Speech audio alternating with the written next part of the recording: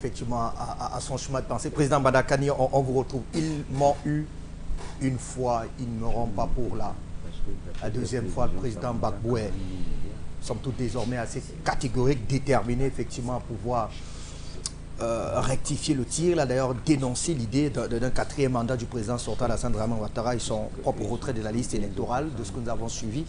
Il souhaiterait, et il est intransigeant là-dessus, sa réinscription de son nom et bien d'autres sur la liste électorale reste et demeure un véritable préalable. Alors, est-ce que la démarche de l'Union africaine, elle est d'abord la conséquence de ce qui est une véritable crise politique en Côte d'Ivoire et donc l'urgence de nous faire effectivement éviter les pétards de 2010 et autres?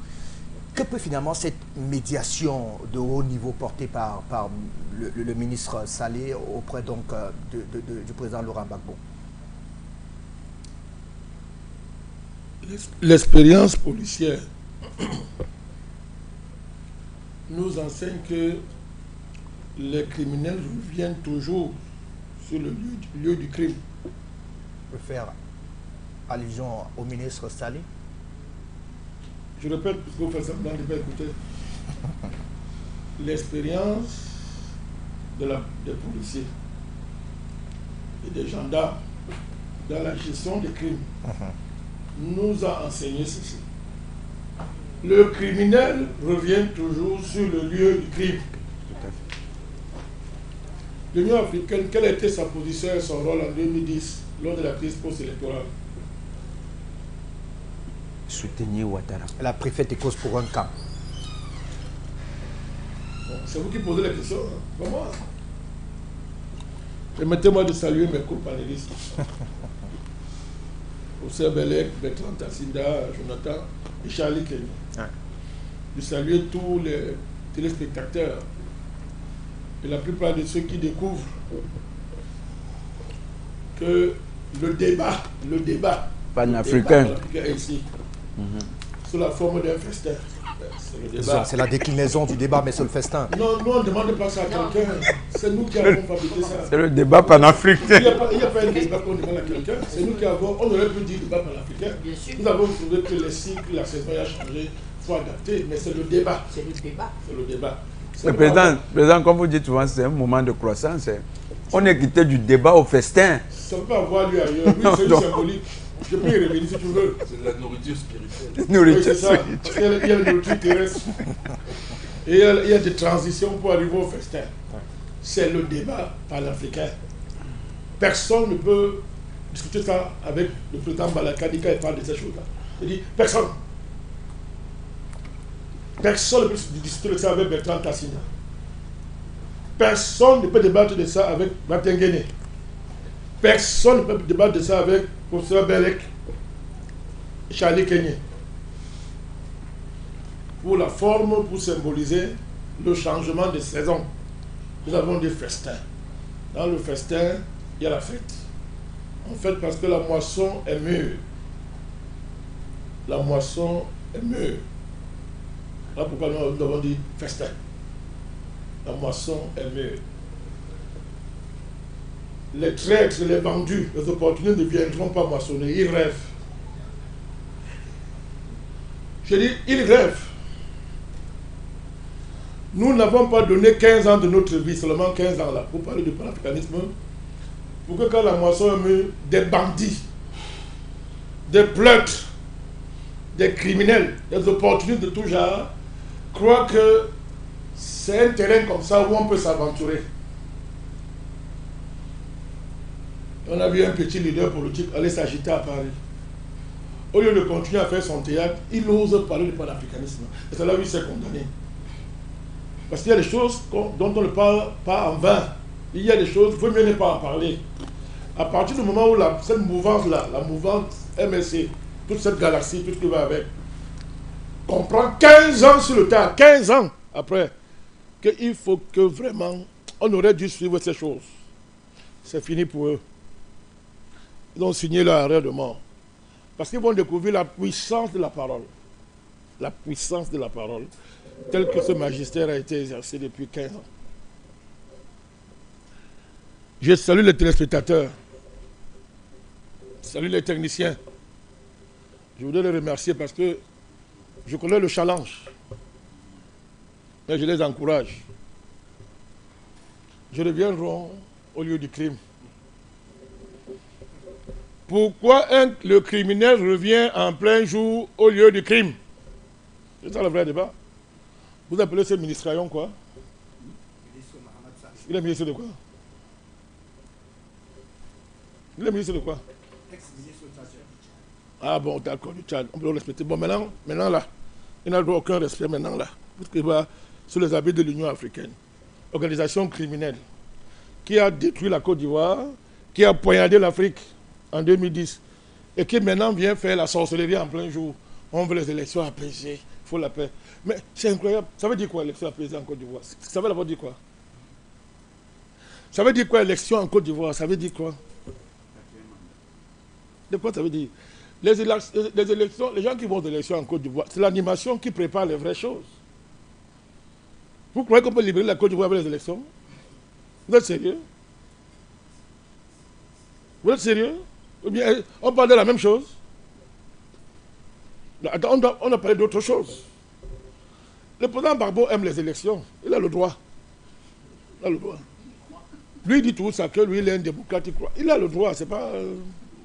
moi, je ne suis pas là pour déranger notre parterre. Mais je ne sais pas ce qu'on entend par élection en Côte d'Ivoire. Parce que la Côte d'Ivoire, c'est un butin sur lequel ont fondu les plus grands criminels de cette terre, déguisés sous le label de la communauté dite internationale, autoproclamés de bandits. Ils ont fondu sur ce pays dans le cadre du projet le plus réactionnaire, le plus honteux que l'Afrique ait connu depuis bientôt plus de 70 ans. Et si nous considérons que depuis la chute de l'Égypte antique, ça c'est cette affaire de Bélec, ça, jusqu'aux années 60 pour ce Bélec, les années de l'indépendance, si nous estimons qu'avec l'indépendance, on était en train de luttes d'indépendance, la lutte contre la colonisation, la lutte contre l'esclavage, on avait commencé à amorcer le retour de l'Afrique. Je suis en droit de dire que le projet qui est en œuvre en Côte d'Ivoire est le projet le plus réactionnaire de l'histoire de l'Afrique.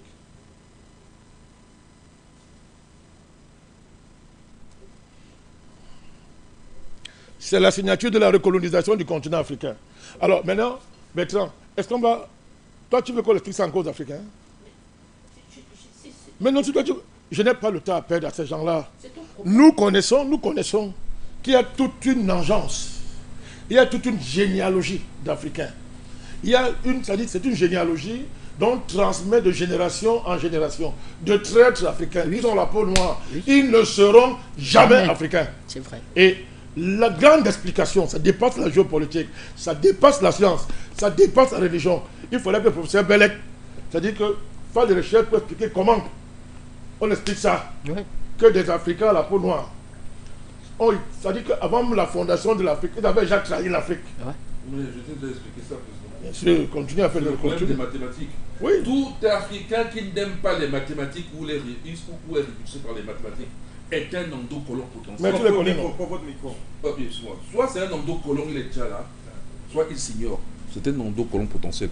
Ce qui fait ça, c'est que les mathématiques veulent dire qu'ils sont assez rigoureuses. Il y a des gens qui n'aiment pas la rigueur. Tous ces tricheurs, les passe-droits, les gens qui prennent des places qu'ils ne méritent pas. Eux, c'est les endocolons. Quand le colon se présente, c'est un allié. Objectif.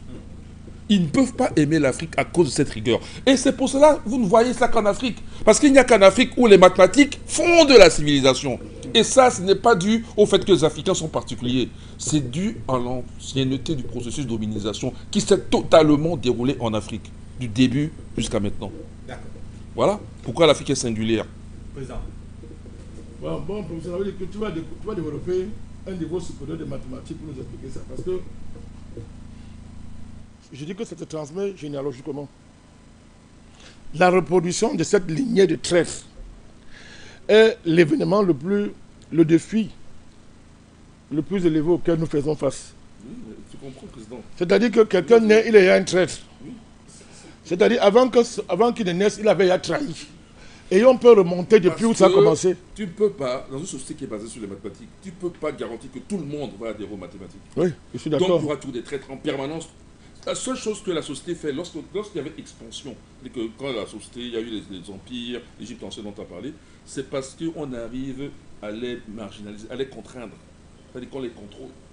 Mais quand l'ennemi est là, le colon est là, et que nous sommes en position où il y avait déjà un début de désordre dans le pays, ils en profitent, ils s'expriment, et ils peuvent prendre le dessus. Non. Mais sinon, en général, on les marginalise, on ne peut pas les ramener à zéro, puisque la société les crée automatiquement, dans la mesure où tout le monde ne peut pas être à 100% dans l'instrument. Il y a des gens qui aiment la fantaisie, les mathématiques ne sont pas fantaisistes. Il y a des gens qui aiment le désordre. Voilà. Oui, le problème que nous avons, professeur, c'est que on ne peut pas le réduire à zéro, c'est pas ça le problème. C'est des thèmes marginaux. Mais la machine occidentale veut faire d'eux des majoritaires. C'est l'allié objectif, le colon. Attends, oui, ils veulent faire d'eux des majoritaires. Mais ils sont très nombreux. Voilà. Ils sont très, très nombreux. C'est un défi. D'où la devise de l'Égypte ancienne, vie, force, santé. Oui. Nous sommes en vie, non? Il faut mettre la force. Oui, bien sûr. Sinon, eux vont dégrader notre santé. C'est ce qui se passe. Je dis donc que c'est donc, il faut qu'on monte en puissance. Et cette puissance doit travailler. C'est D'où ça. le discours de Bertrand Sinza. Je te comprends, quand tu dis que toi, tu n'aurais pas reçu...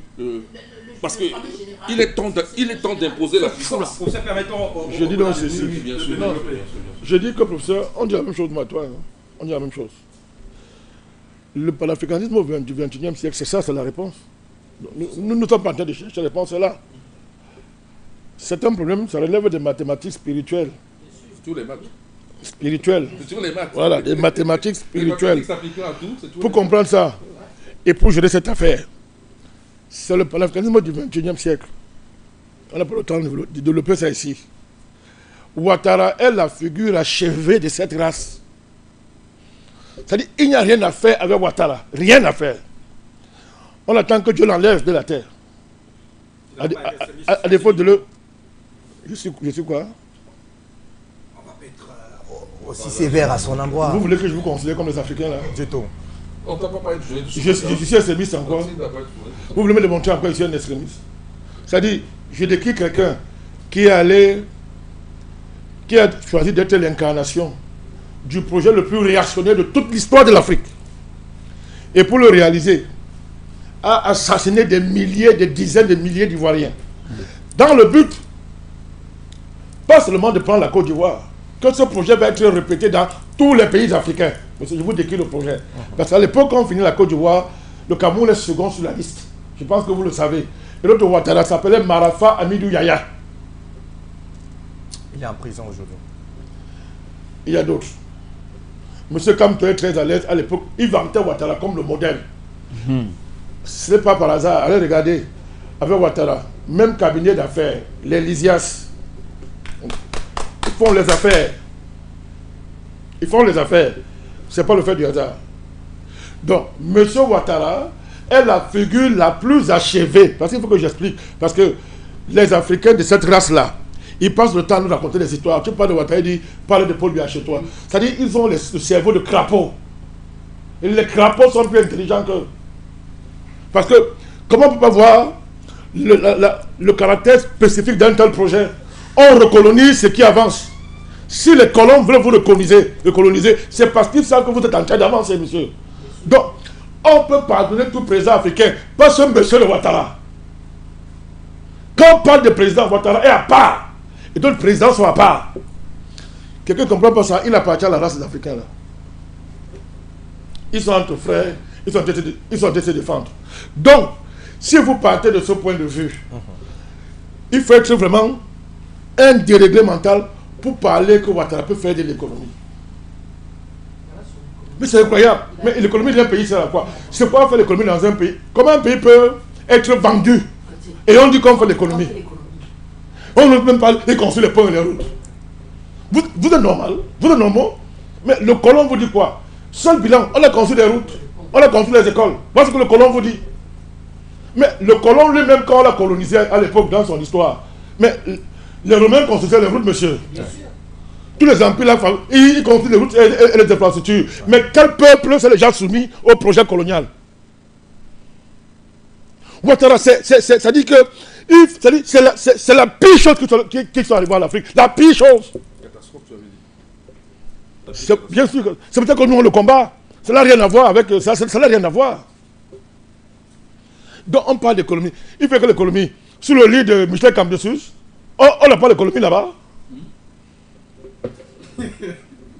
On n'a pas l'économie là-bas. Président, comment tu... Vous connaissez Michel Camdessus? Non, président. Tu peux dire 2 mots à Ouattara d'économie d'abord. Quel économiste en Afrique peut parler à Ouattara? Tu lui dis 2 mots, il dit que j'ai été directeur général adjoint du FMI.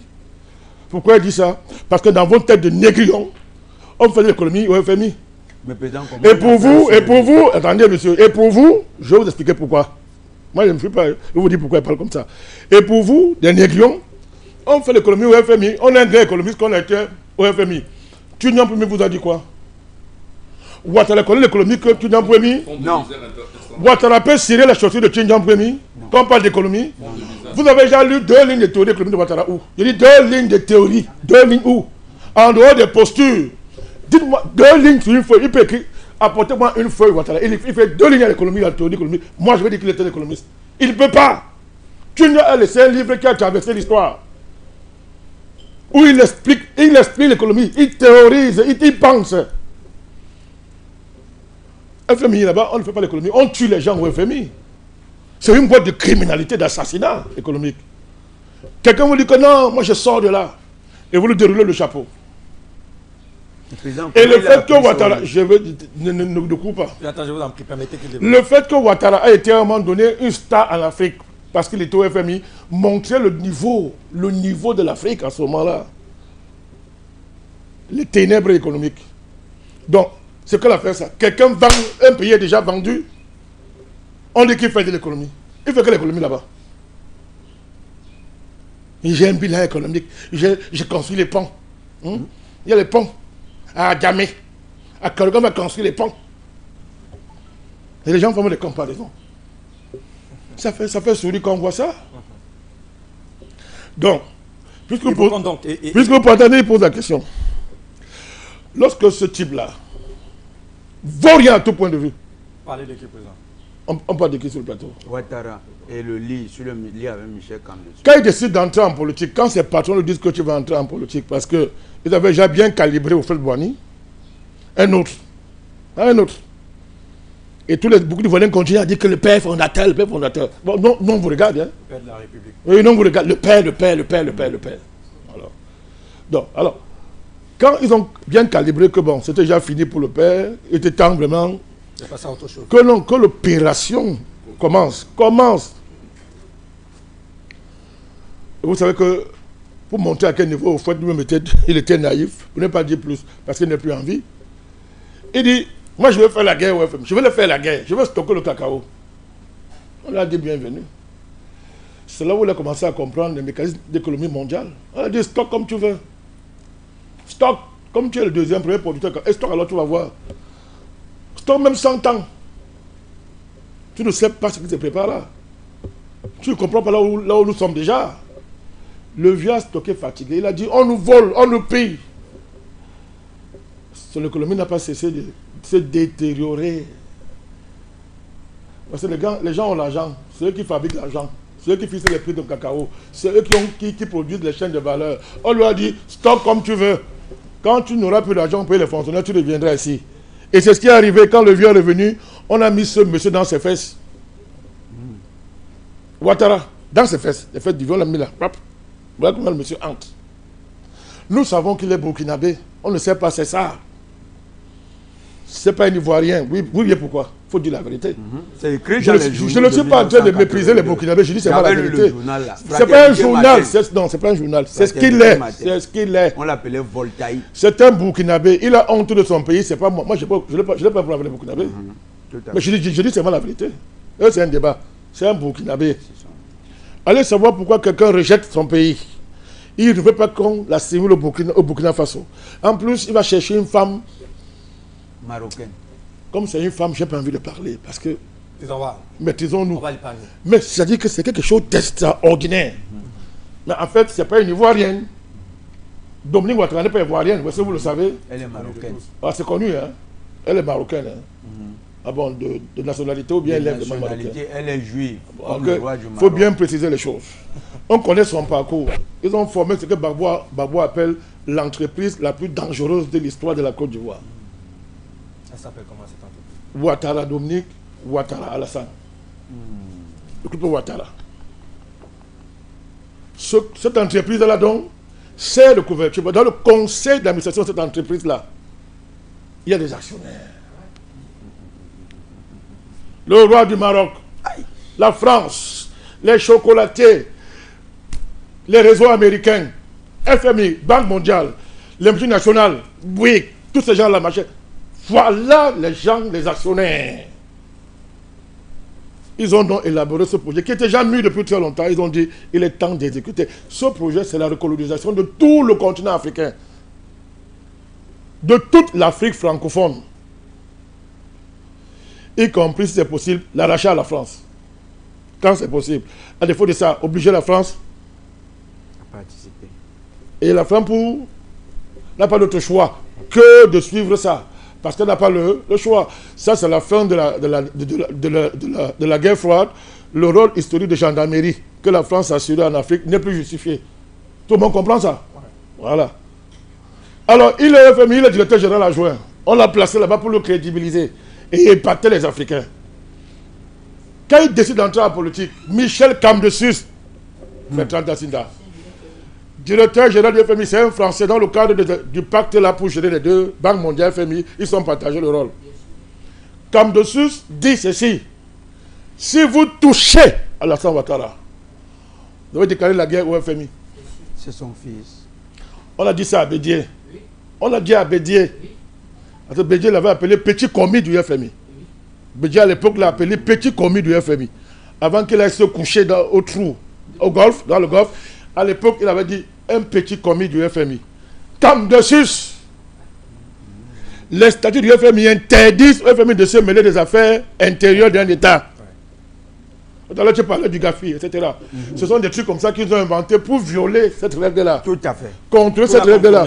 Oui, j'ai pas le temps, j'aurais dû parler quelque chose du GAFI. Je vais dire des choses extraordinaires, mais je voulais ajouter. Mais au moins, ça c'est entre autres la Banque mondiale, le FMI.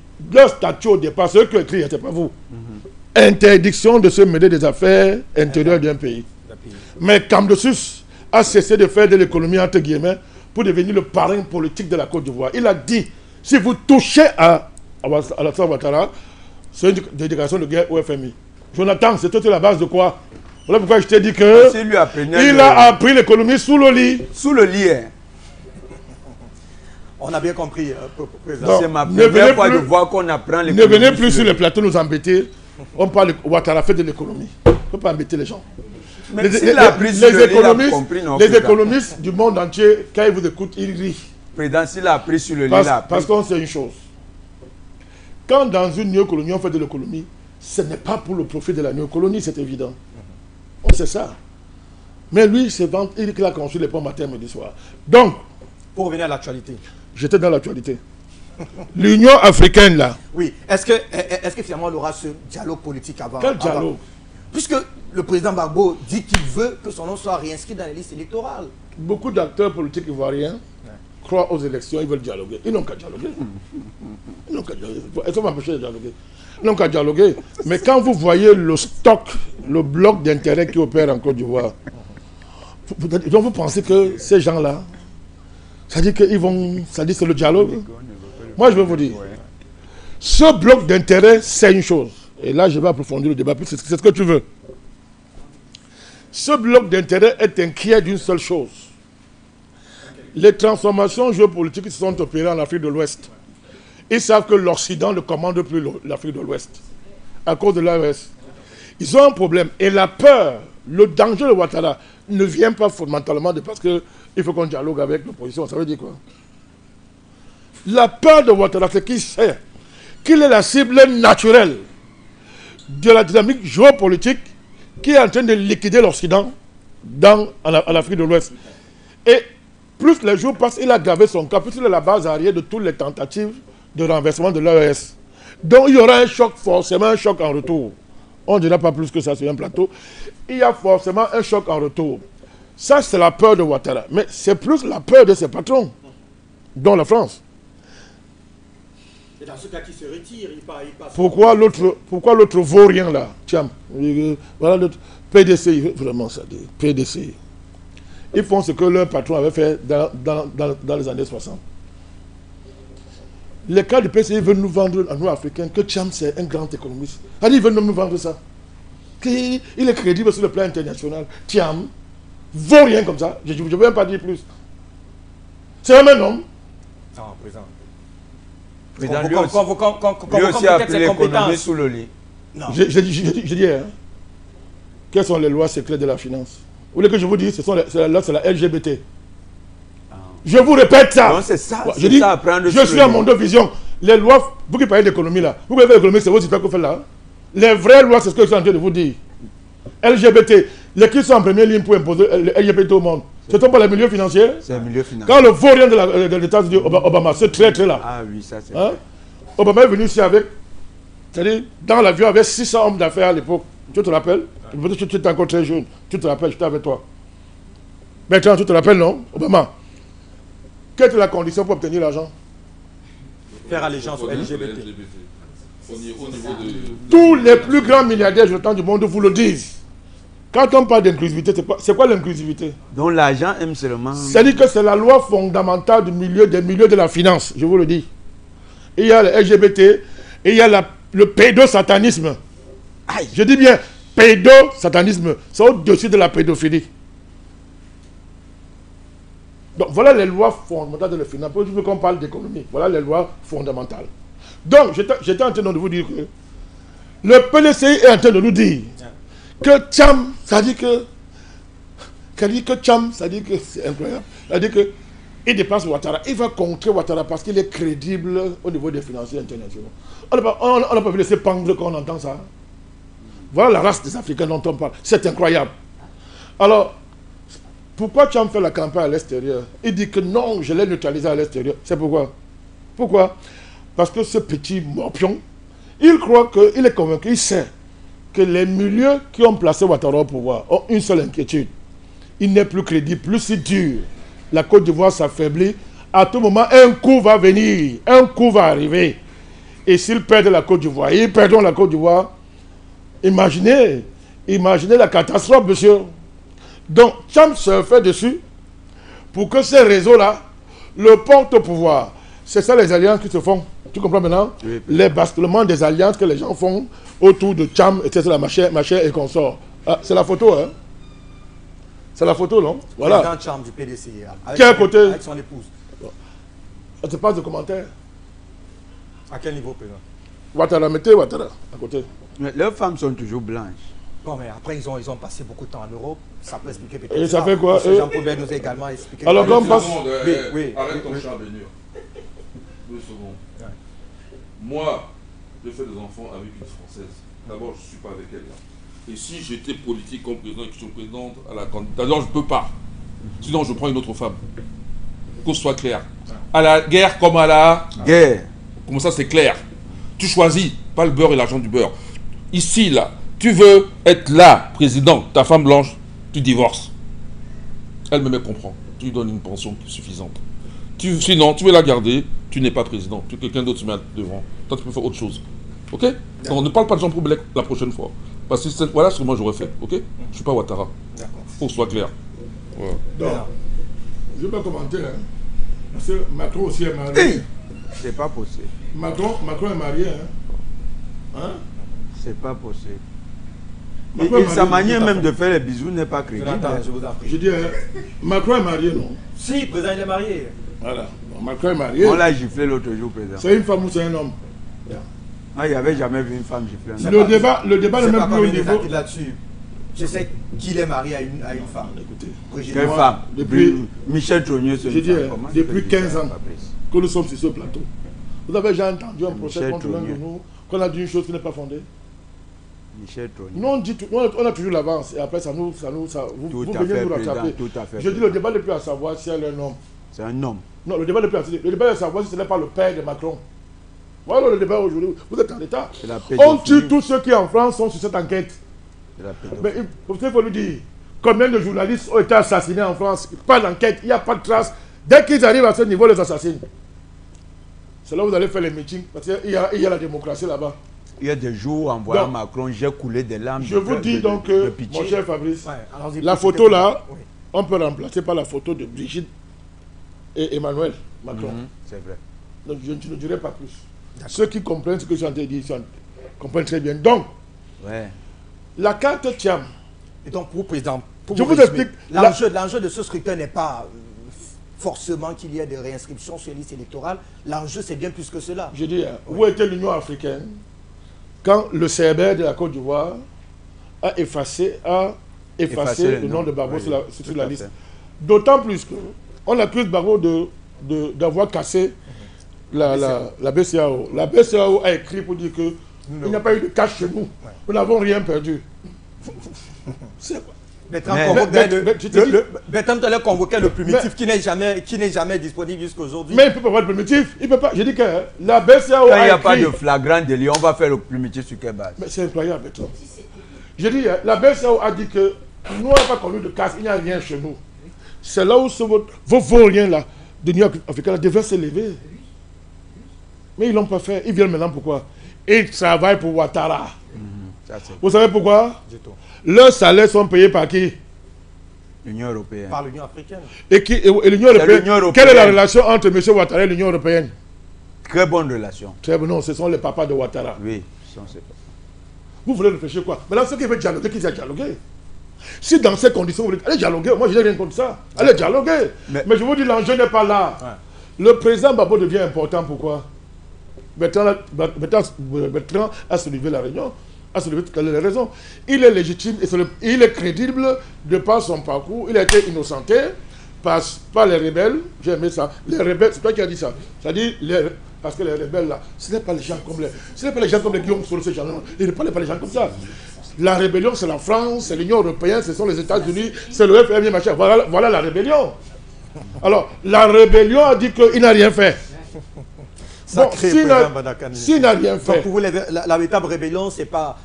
c'est du moins non, professeur Belek, non, c'est pas pour non. Les rebelles. Vous réfléchissez avant, vous êtes journaliste, non? Professeur Belek, tu es mathématicien, il dit ceci. On parle de français. Quel français de quoi? Mais ils ne sont pas ivoiriens. Ça veut dire quoi?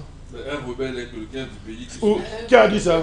Qui a dit ça? Dans le français. Attendez. Dans le professeur dictionnaire Belek. Larousse. Professeur Belek, Notre langue, professeur Belek, avant la rébellion. Si, si Ouattara n'est pas ivoirien et qu'il est président de Côte d'Ivoire, Non, ça veut dire non, que la non, Côte non. d'Ivoire n'est pas, Non, je parle- ne doit pas professeur être... Belek. Non, la France. Professeur Belek, Ah, il dit la France. professeur Belek, quand je parle français, je ne suis pas sur l'autorité de l'Académie française. C'est ce que je dis, c'est le français du Cameroun. Non, c'est le vrai français. Côte d'Ivoire, Ok, c'est tu veux. un C'est-à-dire pays que dirigé par c'est une le- coalition c'est le internationale. vrai français Je comprends, parce que- président. Président, Je vous ne l'avez suis pas dit que sûr, Moi, c'est pas ma langue. les vrais rebelles ont Donc, innocenté le Attendez, président je vous Gbagbo. explique. Je laisse moi. Je veux, C'est une coalition je veux démontrer, internationale parce qui que- gère la Côte d'Ivoire. Votre C'est professeur ça. Belek, il connaît. Nous sommes les mathématiciens. Parce que c'est lui qui m'a enseigné les mathématiques. Tout à fait. Je ne suis pas un mathématicien de profession, pas du tout. Mais il m'a enseigné à l'origine mathématique. C'est lui. On va démontrer. Je vais démontrer. Vous entendez dire. D'abord, je précise que je n'ai pas le droit de recevoir l'Académie française. Nous pissons sur ça. Parce que je n'étais pas invité ici. Venez nous importer le français par les bombes. On en fait ce qu'on veut. Mais on le fait même bien que. Vous n'avez qu'à aller en France voir. Séjourner Le le ministre des Affaires Le taux étrangères. d'électisme qui est en France. Séjourner son Combien de français. Français savent pas écrire français? On a plus de 65%. Vous le savez.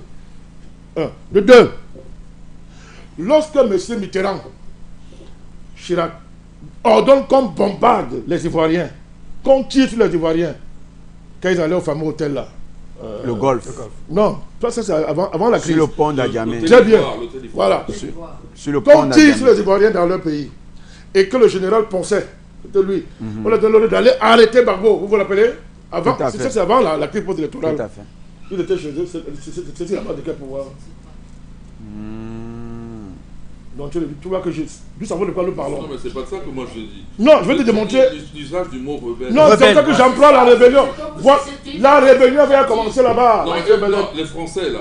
La rébellion. Bon, président, si tu dis ce que tu veux dire au fait. Pour ça, permettant qu'on évolue, oui. Il a Non, dit ce qu'il a dit. c'est parce que toi tu as voulu faire un jeu de sémantique pour dire Non, que c'est bon. je te démontre que la rebelle Guillaume Soro, c'est un militaire. Non. Il peut faire une rébellion. Bon, il est où aujourd'hui? Voici maintenant qu'on fait la rébellion. Lui, il a maigri, il est caché dans un trou. C'est pour ça, attends, en fait, vous en dites ce que tu as dit, parce que si on entre dans... Moi, je seulement dit les commanditaires, ils sont des rebelles. C'est pour dire la même chose. Je dis, hein, c'est des rebelles. ils ne sont même pas commanditaires, il est gentil. Tu veux séparer quoi? Ce sont les rebelles. Promoteurs, j'avais dit. Non, non, non, non, non, non. Ils ont pensé la rébellion. Ils l'ont élaborée. Ils l'ont planifiée. Ils l'ont financée. Encadré sur le terrain. Attends, ils l'ont encadré. Oui. Ils l'ont encadré. Ils ont payé les armes. Ils ont recruté les rebelles. Ils ont même mené les combats. Exécutants. Parce que c'est l'armée française qui était à la présidence. Est-ce qu'une rébellion est possible sans que la France ne s'y mette, sans que la communauté internationale ne s'y mette? Les Guillaume Soro auraient fait 2 jours, même 3 minutes. Mais, président, il y a pire. Dans le palais présidentiel, c'est l'armée française qui est allée chercher Gbagbo. Donc, l'armée française qui était devant Gbagbo. Parce que je suis en train de nier les faits. Je dis que le président, s'il veut dire que les Français là, c'est eux qui sont au sommet. Non, non, je dis pas. S'il veut utiliser le mot rebelle pour eux, je ne sais pas en train de dire ça. Parce que rebelle veut dire qu'ils sont du pays et se revoltent contre l'autorité. Qui a dit ça? Non, non, c'est que je comprends, prof. Mais dans la logique, c'est qu'ils donnent à la France le statut que la France avait pris dans le conflit. Parce que comme ça, on reste pas dans le français. Parce que c'est non, le français. Non, on reste dans le... Moi, je reste dans le français. Bon, si tu veux, mais allons-y pour chuter. Je reste dans le français. D'accord, ok. Professeur, quand nous appelons la France État terroriste, tu l'as attrapé à flagrant délit que l'État français lui-même... Yo, voici avec ces terroristes. Toi, tu appelles l'État terroriste, pourquoi? Mais attends, là, tu parles de rébellion. Moi, je parle pas de... C'est la même chose. C'est la même chose parce que... Il faut avancer, hein, parce que là... Allons-y, président, je vous en prie. Parce que ce que tu as introduit là va casser tout mon raisonnement. Non, j'avance. Continue, voilà. Tu as même permis qu'on débatte, c'est bon. C'est-à-dire que nous avons fait une erreur depuis. Parce que l'erreur là joue le jeu. Quand vous commencez, quand on parle de rebelles... C'est de quoi qu'il y avait une véritable rébellion en Non, non, non, on cite les Soreux qu'on sort, les Ivoiriens. Ça permet de créer un espace dans lequel ils s'engouffrent pour faire comme si c'est une affaire qui était loin d'eux. Non. La rébellion, c'est la France. C'est la France, tout à fait. C'est l'Union européenne. C'est Barack Obama, à l'époque président des États-Unis. C'est Sarkozy, président français. C'est l'armée française qui a divisé la Côte d'Ivoire en deux. C'est l'armée française. Qui sauvegardait cette ligne-là? C'est l'armée française. De quoi est-ce qu'on parle? Vous voulez citer les Tintins qui veulent jouer au grand disque? C'est maintenant qu'on veut voir les rebelles, ils sont où? Président, je voulais mettre un élément. Non. Parce que Bertrand a dit tout à l'heure que deuxième Gaou n'est pas... Et c'est le deuxième Gaou Kenyaka. Mais Gbagbo a accepté. Il avait accepté les négociations à l'époque. Il a perdu. Il accepte encore les négociations. Personne ne dit qu'il les accepte. Il a dit que vous avez eu une fois. Vous ne l'aurez pas pour la deuxième fois. Donc il ne fera pas une négociation. On ne sait pas. Toujours est-il qu'il est ouvert au dialogue. Le dialogue ne veut pas dire que le président Gbagbo, toute sa vie, n'a même plus les armes pour faire la lutte politique. Donc il est cohérent, il faut le comprendre. Jamais de sa vie, il a pris les armes pour faire la lutte politique. Donc Gbagbo, il est cohérent. Maintenant, je dis seulement, comme il faut dialoguer, nous laissons-le dialoguer. D'accord. Pourquoi vous le faites, le président dialoguer? Laissons-le dialoguer. Le président cause l'élection, c'est bon. C'est pas ça le problème. Nous disons que les rebelles, c'est l'Union européenne, c'est la France, ce sont ces pays-là qui ont fait la rébellion en Côte d'Ivoire. Ils ont un seul problème, c'est ce que je suis en train d'expliquer. Le vrai enjeu, c'est ça. Gbagbo est devenu important parce qu'il est légitime. Eux-mêmes savent ce qu'il incarne. Ils savent que c'est lui qui a gagné l'élection en 2010. Ils le savent. L'Union africaine a dit que c'est Ouattara qui a gagné. Le patron de l'Union africaine, Sarkozy, est venu. Il n'est pas seul, d'autres l'ont dit. Mais Sarkozy a dit que c'est moi qui ai installé ce type-là au pouvoir. Il n'avait pas gagné les élections. Donc, ils ont un problème. C'est ça l'enjeu. Ils veulent anticiper sur quelque chose qui est inévitable, à savoir que ce régime va tomber. D'accord. Mais ce n'est pas qu'il va tomber seulement. Le système là sera balayé. Ils savent que la chute du monstre qu'ils ont créé en Côte d'Ivoire, c'est une chute d'un régime, mais qui a même temps une chute systématique qui va se répandre sur tous les autres pays dans la sous-région qui depuis longtemps restent dans le giron français.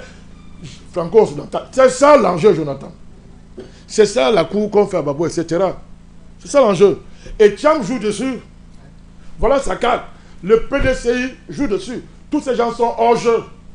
Le meilleur arrive. Merci. Les gens ne savent pas ce qui se prépare pour la Côte d'Ivoire. Et moi, je dis aux Ivoiriens, le meilleur arrive. Merci à vous, très chers messieurs. On rappelle, effectivement, pour continuer à